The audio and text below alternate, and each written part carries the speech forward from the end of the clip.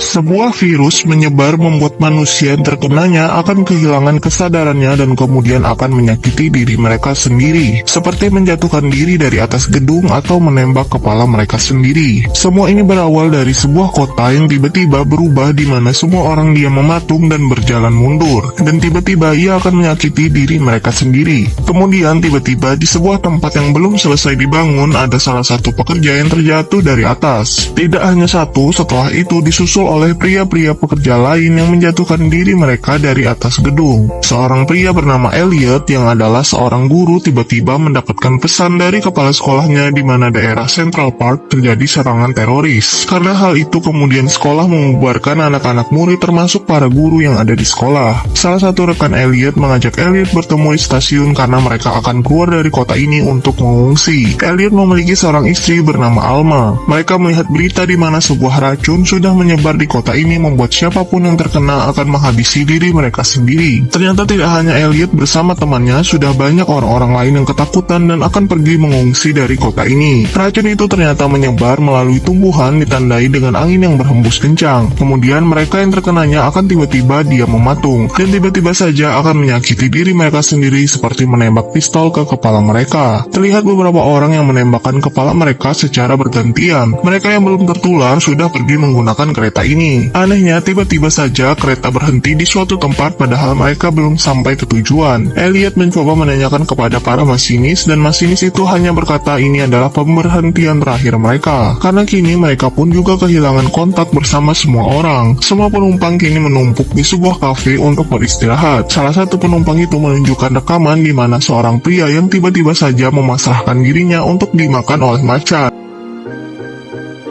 Siapapun yang terkena racun ini, mereka akan menjatuhkan diri mereka sendiri dari atas gedung, atau mungkin menembak kepala mereka sendiri. Pria bernama Elliot ini mengungsi bersama istrinya dan rekannya untuk keluar dari kota ini. Tapi tiba-tiba kereta itu berhenti tanpa sampai ke tujuan mereka. Alhasil, para penumpang kereta kemudian beristirahat di sebuah kafe ramai-ramai sambil menyaksikan bagaimana racun itu mengubah manusia sampai bisa menyakiti diri mereka sendiri seperti dalam video ini. Tiba-tiba listrik di kafe tersebut juga padam, dan mereka semua kemudian berbondong-bondong keluar. Ketika semua mobil kabur, salah satu pengendara berhenti di depan Elliot untuk menawarkannya bantuan karena mereka akan berkemas di rumah mereka yang tidak jauh dari sana. Rekan Elliot ternyata akan balik ke kota mereka untuk menjemput istrinya dan menitipkan anak perempuannya kepada Elliot dan istrinya. Rekan Elliot sampai ke daerahnya bersama orang-orang lain.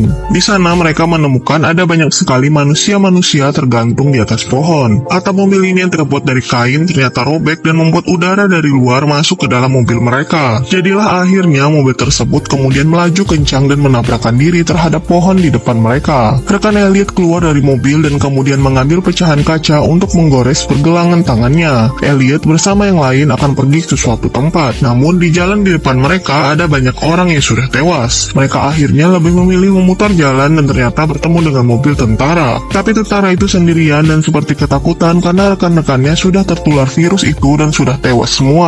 Banyak mobil ternyata yang juga berhenti di jalan itu karena mereka tidak tahu harus mengungsi kemana yang lebih aman. Salah satu ibu muda tengah menelpon anaknya yang terjebak di kota yang sama dengan rekan Elliot dan telepon terputus, anaknya sudah menghilang. Elliot sudah kehilangan harapan dan yakin rekannya itu sudah tewas dan meninggalkan anaknya sendirian bersama Elliot dan istrinya.